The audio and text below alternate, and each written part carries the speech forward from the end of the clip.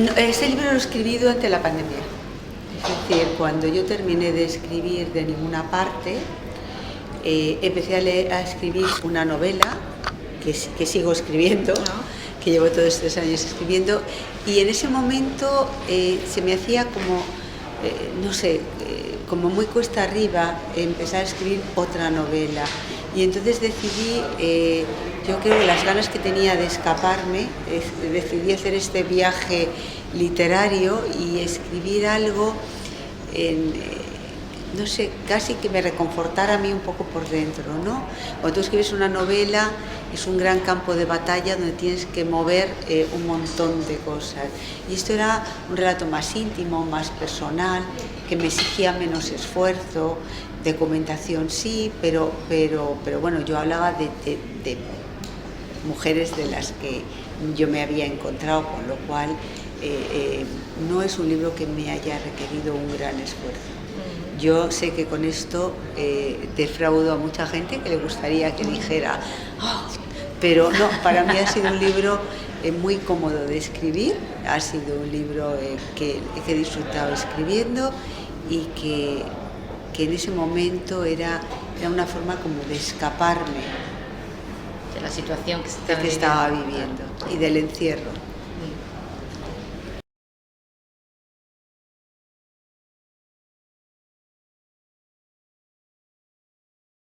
Yo creo que hasta ahora la historia se venía contando a medias, ¿no? Es verdad que la supremacía de los hombres sobre las mujeres ha estado ahí presente durante 20 siglos, de manera que habéis contado vuestra historia, pero os habéis olvidado que una parte de la historia éramos nosotras, y salvo mujeres muy importantes, muy destacadas, apenas tenemos noticias de la infinitud de mujeres que realmente han tenido unas vidas notables en todos los terrenos. Entonces, yo empecé a escribir este libro pensando escribir, bueno, las mujeres con las que yo me había ido encontrando, pero me parecía que el relato sería incompleto si no hablaba de ellos, de los hombres que habían estado en sus vidas, para bien o para mal. ¿Por qué? Porque lo que yo siempre he echado de menos en los libros de texto es que me contaran historias de hombres y me faltaba como la otra mitad. ¿Quiénes eran ellas? ¿Qué hacían las mujeres que estuvieron a su lado? Y por tanto, como yo creo que la historia de la humanidad es una historia de hombres y mujeres y que no nos podemos contar los unos sin los otros, se trataba de responder a mi propia curiosidad, ¿no? A decir, ¿cómo eran ellos? Porque yo creo que, insisto, que no nos podemos explicar los unos sin los otros. Y puesto que la historia se ha contado solo desde una parte, yo no quería navegar por las historias de ellas sin saber cómo eran los hombres que habían estado en sus vidas. Y por eso es una historia compartida. Porque si no contamos la historia de todos, siempre será una historia de parte o incompleta.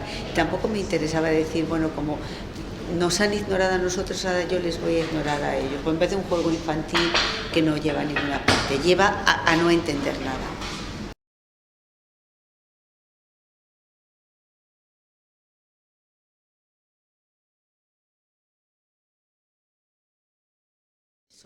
Claro, la infancia es lo que te marca, ¿no? Y donde se van poniendo los cimientos en lo que te vas a convertir. Y para mí mi abuela es una figura potente, una figura poderosa, una figura que era realmente la jefa de familia. Y ahí vivíamos todos con ella, y sus hijos estaban casados, mis primos, mi prima que me acompaña, y yo compartí toda mi infancia con ella. Y luego mi madre, que me enseñó a ser libre, o sea, me enseñó a que ser una niña o ser una mujer no suponía tener un techo de cristal. Independencia, sí. Siempre me enseñaron a ser independiente. Y es verdad que yo vengo reivindicando, espero que algún ministro de Educación lea algo de lo que yo digo alguna vez, porque yo vengo reivindicando que hay que revisar los libros de texto. y que en vez de cada vez que llega un ministro hace un nuevo plan de estudios. Bueno, pues el mejor plan de estudios sería incorporar a los libros de texto a la infinitud de mujeres que han tenido una importancia fundamental en la historia y que están ausentes de lo que estudian los escolares, ¿no? Cuando se dice, las niñas no eligen carreras de ciencia, claro, no tienen referentes. O sea, ¿cómo van a elegir algo de los que no tienen ningún referente? Parece que están excluidas de esa parte, ¿no? Y entonces yo reivindico continuamente que tiene que haber realmente una revisión de los libros de texto y que se tiene que incorporar a las mujeres, porque las mujeres que yo hablo es como una gota en el océano de mujeres importantes que ha habido.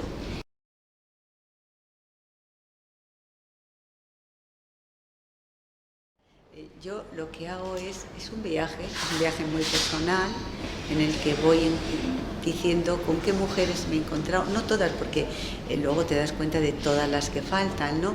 Pero bueno, las que a mí han dejado una huella especial y yo digo, bueno, pues están ahí y es mi encuentro con ellas y la huella que han dejado en mí, en lo que me han enseñado, porque de todas ellas he aprendido algo, ¿no? Mi pasión por la física es una pasión inútil, porque no tengo ningún talento, ninguna capacidad para la física, pero no por falta de referentes, sino porque por más que me empeño entiendo nada. Pero me interesa muchísimo la cantidad de mujeres que realmente han hecho aportaciones importantísimas en el terreno de la física, de las matemáticas, de la astronomía, de la química, y sin embargo son perfectas desconocidas. Entonces yo creo que hay una obligación de rescatarlas, pero no porque las rescate una escritora que pasaba por allí, sino que hay una obligación de que los responsables de la educación tienen que completar los libros de texto, porque los libros de texto están incompletos si no estamos nosotras.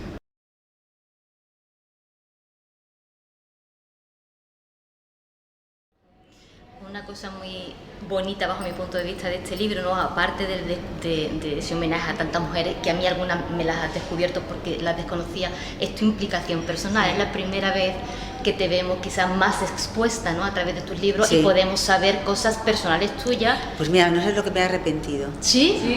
Sí, porque no me daba cuenta, claro, como era un libro escrito en una circunstancia muy concreta, que casi era como una larga escapada, no era tan consciente de todo lo que estaba contando de mí. Uh-huh. Y luego han sido mis amigos, ¿no? Los que, bueno, el primero que me lo dijo fue mi marido, que es mi primer lector. Me dijo, bueno, es que cuentas muchísimas cosas de ti. Y la verdad es que yo pensé, no, yo no cuento tantas, pero ya cuando empieza a decirme todo el mundo es cuando me empezaba a preocupar. Pero yo creo que es bonito, conectamos mucho contigo. Sí, además yo creo... Sí, pero es que a mí no me gusta. No me gusta la exposición. Pero fíjate que no fue algo... o sea, yo no me senté con una estructura del libro. O sea, fue un libro que fue naciendo a borbotones.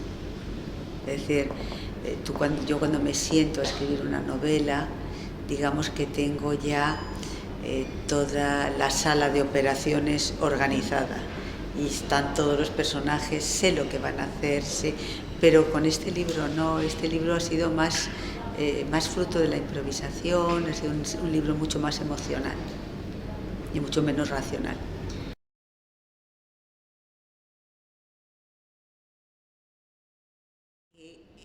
Yo no soy absolutamente fundamentalista ni fanática y por tanto pienso que los demás, que todos tenemos algo que aportar a cualquier debate y a cualquier discusión.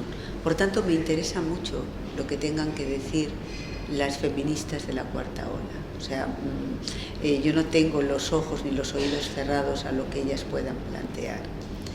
Y me parece interesante el debate, me parece interesante las discrepancias, que yo las tengo profundas, pero me parece interesante. O sea, no creo en los pensamientos monolíticos. Sobre todo me asusta la gente que no quiere escuchar a los demás y que se cierra en su pensamiento, porque esa es una posición muy conservadora, absolutamente conservadora. Aunque no lo parezca, pero es una posición absolutamente conservadora. Yo tengo mucha curiosidad por la vida como para no querer escuchar. ¿Qué no me gusta de la cuarta ola? Pues no me gusta que hay un cierto adanismo, ¿no? O sea, esa pretensión de como si el feminismo hubiese empezado ahora. No, todos los logros en el camino de la igualdad de las mujeres hoy son fruto de la lucha de muchas mujeres de ayer. Por tanto, aquí nadie ha inventado el Mediterráneo ahora, sino que debemos mucho a las mujeres del pasado. Eso por una parte. Y luego no me gusta esa posición fundamentalista. Feminismo es lo que digo yo, lo que dicen ellas. No, mire usted tiene una forma de ver las cosas y como que es el feminismo, y otras personas tenemos otra. Hablemos, discutamos, que haya controversia, pero no puede haber un pensamiento único. Uno de los grandes problemas de nuestra sociedad es el querer imponer el pensamiento único en tantas y tantas materias. Y todo aquel que no comulga con el pensamiento único inmediatamente es el anatema.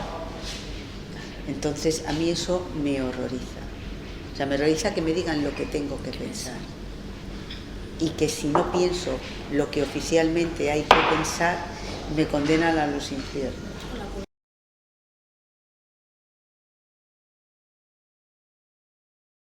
A mí la cultura de la cancelación, el movimiento woke, me parece un movimiento reaccionario, terriblemente reaccionario y además muy peligroso. Muy peligroso porque atenta a la libertad, a la esencia de la libertad. Y sobre todo, tú no puedes cancelar el pasado porque no te gusta. Porque es un ejercicio inútil. Tú tienes que conocer el pasado para saber qué cosas no te gustan, por qué no te gustan, y en la medida de lo posible hacer un presente y un futuro mejor. Pero lo que no puedes hacer es decir el pasado no existe, que no lo conozcamos, ¿no? A mí que en las universidades hay autores que se convierten en autores prohibidos porque pueden herir la sensibilidad de los alumnos, me escandaliza. Eso sí que me escandaliza, porque no sé qué tipo de personas para el futuro se están formando, cuando esa sensibilidad absolutamente enfermiza que parecen tener, esto me molesta. Mire usted, la libertad de expresión pasa porque a usted le pueda molestar y usted me pueda molestar a mí. Es decir, y por tanto me parece que es un movimiento reaccionario, un movimiento que atenta contra la libertad y que cada vez nos acerca más a la distopía orwelliana. Es que el debate del feminismo es un debate importante, sí. Es un debate que no puede estar secuestrado por una parte, sino porque es algo que nos atañe a todos. Cuando digo todos, no digo solamente a las mujeres, sino también a los hombres. Y me parece que están tomando decisiones que son no solamente controvertidas, sino algunas de ellas muy peligrosas.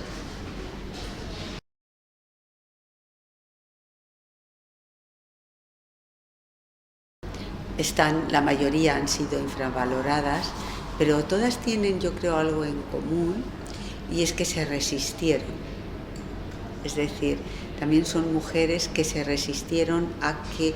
Virginia Woolf hablaba de que las mujeres habíamos estado a lo largo de los siglos confinadas en las cocinas y en la sala de estar, y todas estas son mujeres que se rebelaron contra esa situación. ¿Habrás dejado muchas mujeres fuera? Muchas, claro, porque es un recorrido personal, no se trataba de hacer un libro de texto, sino un recorrido personal, y hay muchas mujeres que para mí, escritoras por ejemplo, que son importantísimas y que no hablo de ellas salvo de pasada. Bueno, pienso por ejemplo en Irene Nemirovsky, que para mí es un referente. Hay tantas y tantas mujeres que se han quedado en el tintero.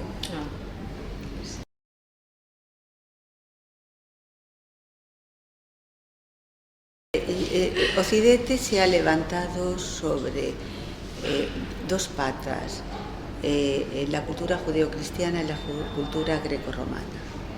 Y esas son las dos patas, punto. O sea, todo lo que somos viene de ahí. El desarrollo de nuestro pensamiento, las bases de nuestra cultura está ahí.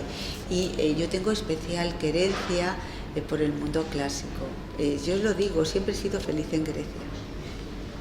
Entonces, cuando siempre eres feliz en un lugar, pues tienes un especial amor a ese lugar. Y el contacto con la mitología griega siempre me ha parecido apasionante, ¿no? Esos dioses tan humanos, porque es que son tremendos todos. Sí. O sea, siempre me han parecido apasionantes. La persona que más he aprendido del mundo clásico ha sido de él, porque él realmente es un auténtico erudito en el mundo clásico, y era el decir la batalla de no sé qué, y entonces un coche, hacerte 500 kilómetros, llegar a un sitio donde solamente hay un sembrado, donde no hay nada, pero Fermín es que ve, o sea, está viendo la batalla, cómo se desarrolló, y te la cuenta, que la terminas viendo. O hemos ido a ver, a lo mejor solamente quedaba un tambor de una columna de un templo, 800 kilómetros, o sea, que ha estado muy presente en mi vida, y además he sido muy feliz haciéndolo, con lo cual ese amor por el mundo clásico lo llevo. Y luego, porque me encanta la historia de los mitos, y luego me encanta la Odisea y la Ilíada. Para mí la Ilíada es... es un resumen de la condición humana. En todos los personajes de la Ilíada vas encontrando lo bueno y lo malo que alberga en el ser humano. Y yo, como además siempre es una obsesión en mis novelas, ¿no?, ese viaje a las profundidades del ser humano, pues la Ilíada es como una guía.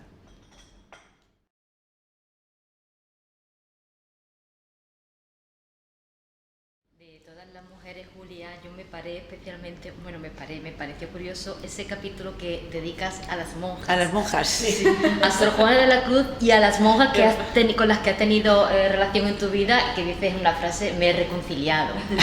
Bueno, vamos a ver, la verdad que la pista de las monjas, es que cuando estaba escribiendo este libro me acordé de una frase de Octavio Paz, que lo digo, ¿no?, que Sor Juana Inés de la Cruz se hizo monja para poder pensar. Entonces, claro, yo pensando en eso dije, bueno, no solo ella, es que realmente las mujeres en el 16 y el 17, la única posibilidad que tenían para no pasar de la casa del padre a la casa del marido era meterse monja.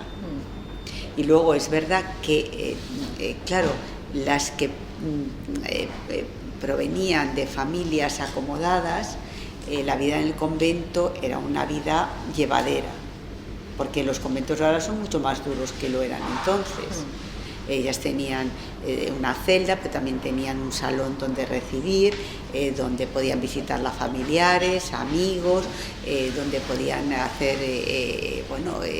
tener una cierta tertulia literaria.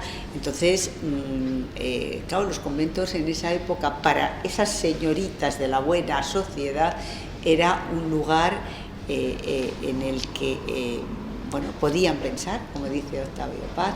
Entonces me di cuenta de la cantidad de monjas interesantes que había habido y que habían buscado en el convento la posibilidad de desarrollarse intelectualmente, porque no la habrían podido de otra manera. Y luego, claro, yo las monjas de mi colegio es que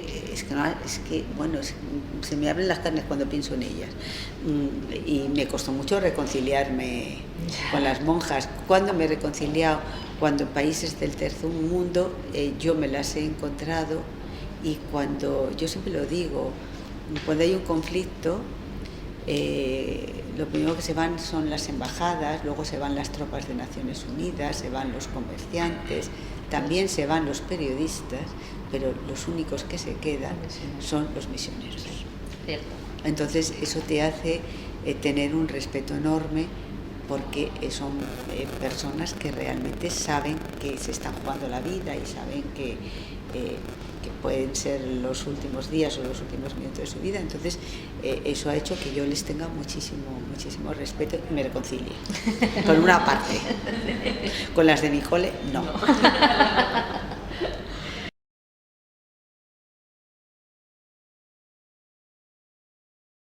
Que yo hubiese querido ser Oriana Fallaci. Yo creo que cualquiera de una generación, de mi generación, Oriana era un referente, ¿no?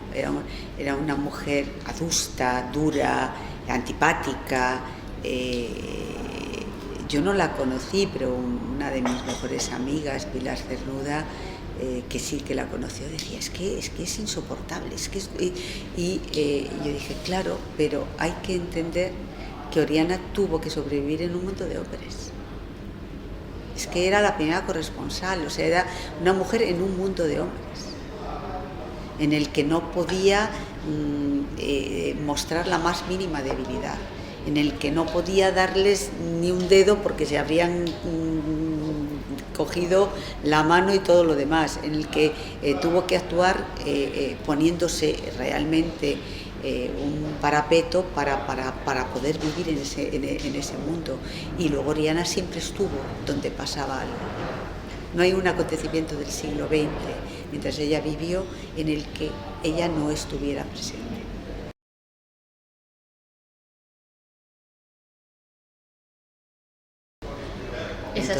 Esa página que cuenta Rocío me parece muy interesante, porque me parece un bello homenaje a la profesión del periodismo. Hay esa mención a todas las mujeres, y además son páginas en las que cuentas anécdotas en cierto modo divertidas, como ese desayuno, ¿no? al que los desayunos del Rich, sí. Claro, por eso a mí cuando a veces dicen, yo sé que todavía tenemos muchas batallas que dar y muchas cosas que conseguir, pero cuando yo empezaba a dar mis primeros pasos en periodismo, que fueron en la transición, yo recuerdo que los políticos les pedías una entrevista y te decían que no. O sea, parecía decir, oye, que te los fueras a comer con patatas. Y tuvimos que reunirnos un grupo de mujeres y encima invitarles a desayunar para sentarnos con ellos. Y los desayunos del RIS fueron algo que fue muy interesante en ese momento. Éramos la envidia de muchos de nuestros compañeros porque lográbamos que vinieran a desayunar con nosotros. Pero claro, les dábamos unos desayunos magníficos en el Hotel Ritz. Claro, no se podían quejar, o sea, era por todo lo alto. Si hubiesen invitado un cafelito no habrían venido.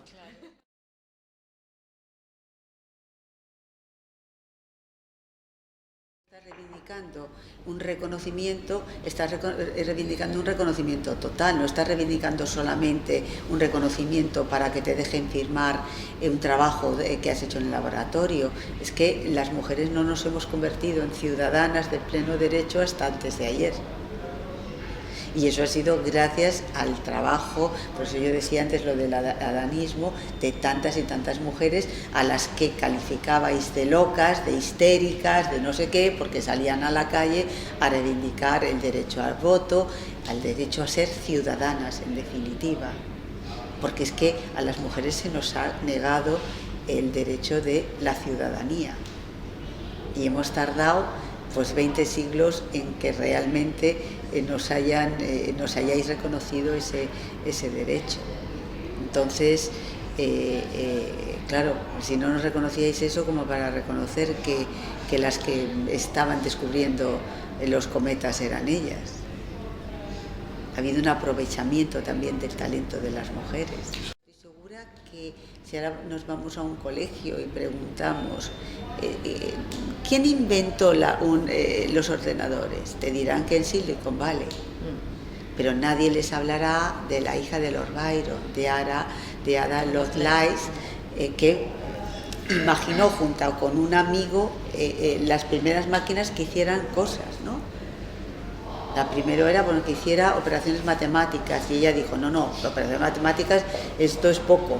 Y empezó a imaginar lo que hoy hacen las computadoras. Sin embargo, la gente, los niños creerán que ha sido Bill Gates, pero seguro. Entonces, y lo mismo sucede con la banda ancha, ¿no? Que tendrían que contarle que la que puso los cimientos de la banda ancha fue Edith Lamar y que la robaron su descubrimiento y no le reconocieron que había sido ella hasta los años 90.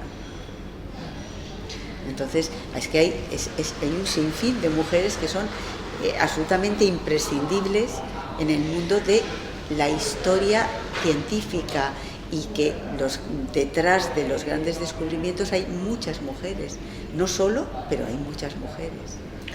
Como por ejemplo, yo esta historia no la conocía, la de Hedy Lamarr, sí, que además es una gran matemática, y la belleza que siempre ha jugado en contra de la mujer. Claro, siempre. Cuando ella se presenta, ella era una mujer inteligentísima, con una formación increíble, era austriaca, se huye de su marido, que era un imbécil, llega a Estados Unidos, y cuando ella se ofrece voluntaria para ayudar en la Segunda Guerra Mundial, lo que se les ocurre es, como eres tan guapa, hagamos un concurso y el que gane le das un beso.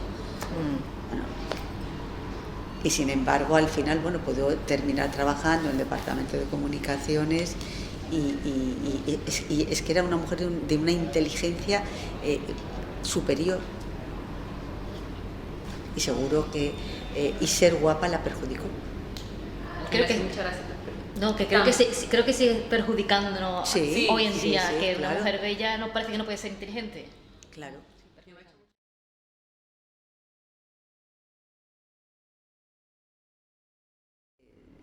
La verdad que a los niños le están como adoctrinando desde pequeños, como si fueran solamente imbéciles y no fueran capaces de entender la historia de Caperucita o la historia de Blancanieves. O sea, yo soy feminista y me encantaba Caperucita, Blancanieves, los cuentos de los hermanos Grimm.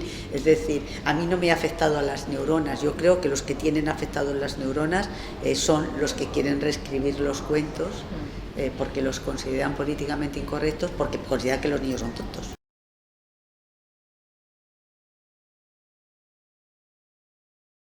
Me dé la gana.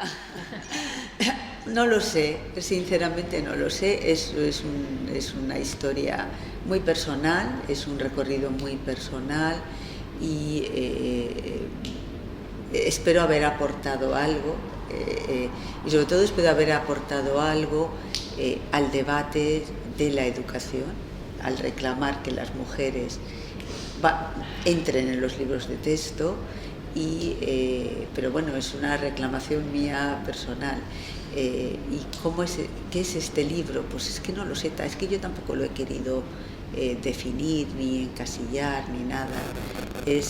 Yo creo que este libro fue fruto de esa necesidad que yo tenía durante la pandemia de escaparme de la realidad. Y lo hice viajando, que es lo que más me gusta.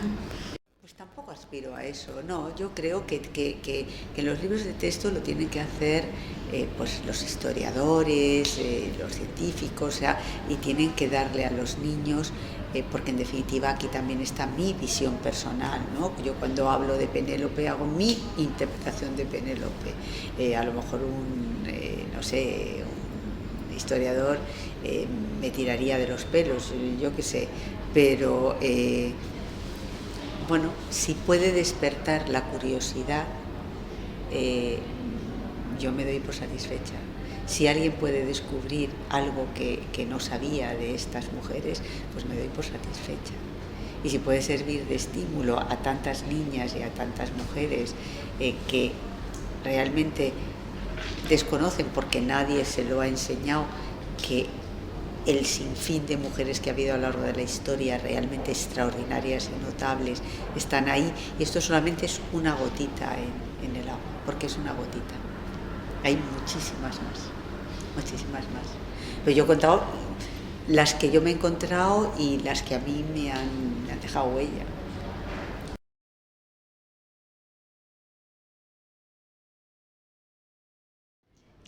se dice que somos lo que leemos. Tú hablas en Sí. el libro de la biblioteca de tu abuelo. ¿Recuerdas aquellos En mi casa libros que había leías? libros, en mi casa había libros y siempre hubo libros porque a mi abuelo le gustaba mucho leer y yo siempre le recuerdo con o el periódico o un libro, siempre. Y lo bueno es que, sobre todo ya cuando yo fui, a mí la que me obligaba a leer era mi abuela, a leer. ¿Y recuerdas esas primeras lecturas? Recuerdo muchas de las lecturas. Mi abuela me hacía leerla, yo la leía libros que eran los que leía ella, yo sin enterarme ni de lo que leía. Pero sobre todo yo recuerdo, y además lo hemos conservado con especial cariño, un tomo enorme de tapas grises que eran los cuentos de los hermanos Grimm. Ah. O sea, aquel libro es que yo lo leía, lo releía, lo empezaba, lo continuaba. Cuento que después Disney ha edulcorado totalmente. Bueno, es otra visión. De todas maneras, cuando algo se lleva a la pantalla, todo cambia. Ya, sí. El lenguaje televisivo es distinto, el lenguaje de pantalla es distinto al lenguaje literario. Te he escuchado decir que, perdona, que Tú no matarás, es que no sé exactamente por qué lo menciona, que es tu novela más querida. La quiero especialmente. ¿Y por qué motivo? Pues porque transcurre en el barrio de mi infancia. Ah, ya. Porque yo creo que es todo el mundo dice que yo estoy en esta novela, pero un poco el barrio de mi infancia, algunos personajes de los que mis abuelos hablaban, pues están en este libro. O sea, es el convento de la Encarnación, las campanas que escuchan los protagonistas de esta novela son las campanas que yo escuchaba cuando era pequeña. Y sin duda es mi novela más querida. Mis lectores quieren otras, pero bueno, cada uno Tiene sus gustos. tiene sus gustos.